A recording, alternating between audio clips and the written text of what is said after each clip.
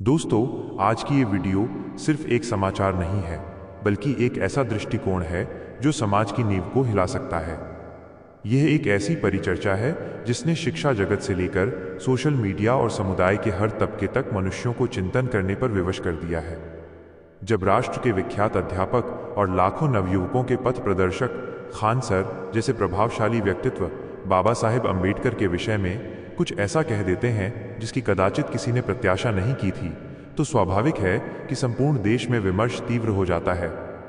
आज हम उसी कथन की पूर्ण सत्यता, उसके पीछे निहित सामाजिक और वैचारिक अर्थ एवं उसके दूरगामी प्रभाव को सूक्ष्मता से समझने का यत्न करेंगे।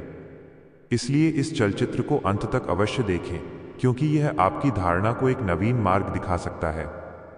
दोस्तों, खान सर कोई सामान्य शिक्षक नहीं है। वे केवल अध्यापन करने वाले गुरु नहीं, अपितु एक ऐसे पुरुष हैं जो लाखों युवाओं को मंथन करने की रीति सिखाते हैं।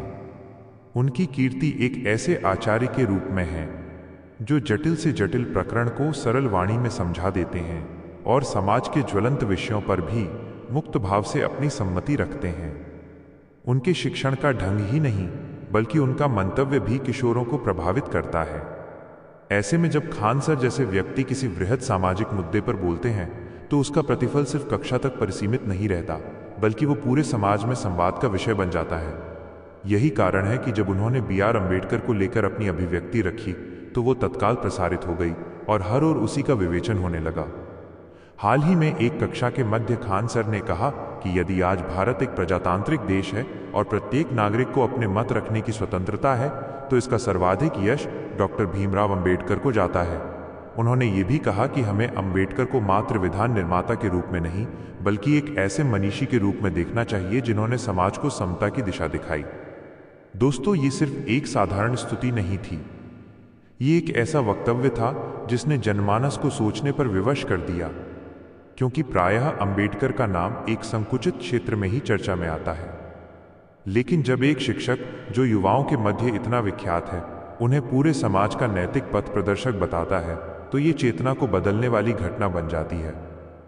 भारत में दीर्घकाल तक अंबेडकर को एक विशिष्ट वर्ग तक सीमित करके देखा गया। उनकी जयंती पर व्याख्यान होते हैं, विज्ञापन लगते हैं और फिर धीरे धीरे सब कुछ पूर्ववत हो जाता है। लेकिन खान सर ने जिस प्रकार से अंबेडकर को पूरे राष्ट्र के लिए एक संबल बताया, उसने इस धारणा को चुनौती दी। यही कारण है कि इस उद्घोष के पश्चात विविध प्रतिक्रियाएं दृष्टिगोचर हुईं।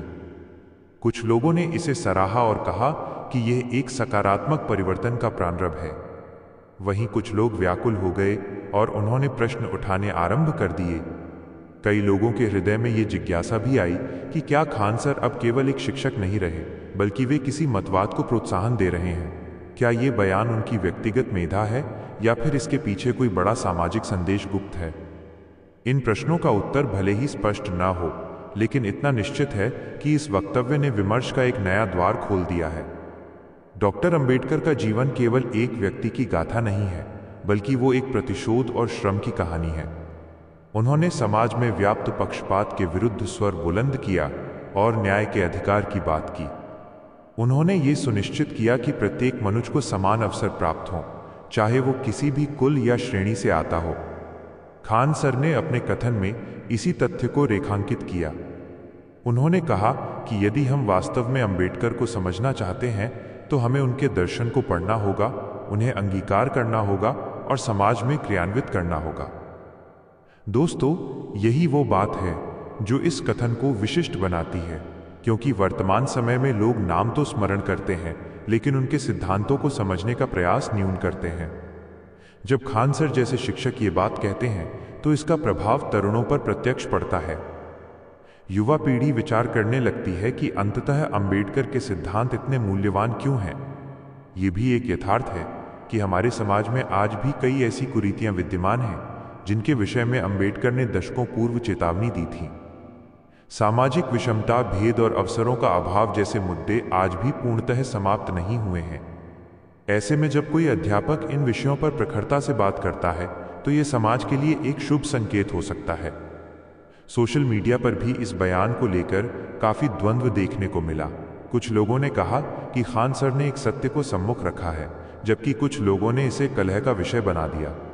लेकिन सबसे बड़ा प्रश्न यही है कि जब कोई व्यक्ति निष्पक्षता और न्याय की बात करता है तो उसे अवरोध का सामना क्यों करना पड़ता है? दोस्तों, इसका उत्तर पुरावृत्त में छिपा है। जब भी कोई रूपांतरण की बात करता है तो उसे प्रतिवाद का सामना करना ही पड़ता है, क्योंकि परिवर्तन सदैव पुरातन सोच को ललकारता है। अंबेडकर का विचार भी ऐसा ही है।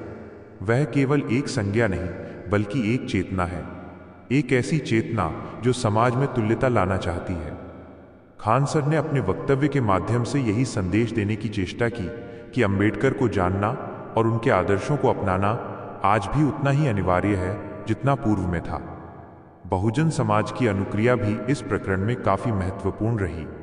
उन्होंने कहा कि यदि कोई व्यक्ति अंबेडकर के दर्शन की बात करता है तो उसका सत्कार होना चाहिए, लेकिन इसके साथ ही यह भी आवश्यक है कि वो अपने शब्दों को अपने कृत्यों में भी परिलक्षित करे। ये एक चैतन्य समाज की पहचान है कि लोग अब केवल वचनों से तृप्त नहीं होते, बल्कि वे वास्तविक बदलाव देखना चाहते हैं। दोस्तों, ये भी समझना अनिवार्य है कि यह किसी एक व्यक्ति का रण नहीं है, यह संकल्पों की लड़ाई है। यह उस धारणा के मध्य का संघर्ष है जो समानता चाहती है और उस धारणा के मध्य जो अंतर को बनाए रखना चाहती है। और जब भी कोई इस संग्राम में निर्भय होकर बोलता है तो उसे विरोध का सामना करना पड़ता है। खान सर का यह बयान एक श्री गणेश हो सकता है।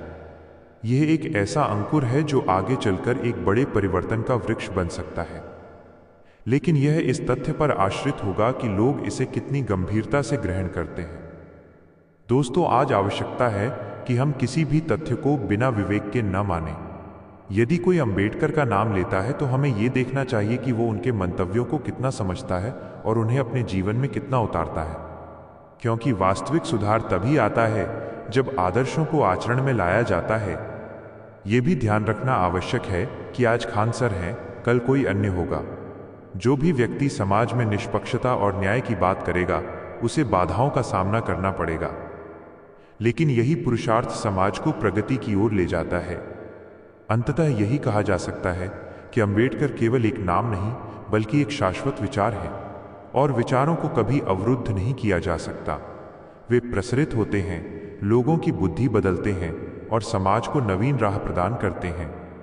दोस्तों, अगर ये वीडियो आपको चिंतन करने पर विवश करता है तो इसे साझा अवश्य करें, ताकि अन्य लोग भी इस पर मनन कर सकें, क्योंकि रूपांतरण तभी आता है जब लोग मनन करते हैं, प्रश्न पूछते हैं और सत्य के साथ खड़े होते हैं। ये थी पूरी गाथा और विवेचन मिस्ट्री जंक्शन चैनल पर। जय भीम, जय भारत, जय संविधान।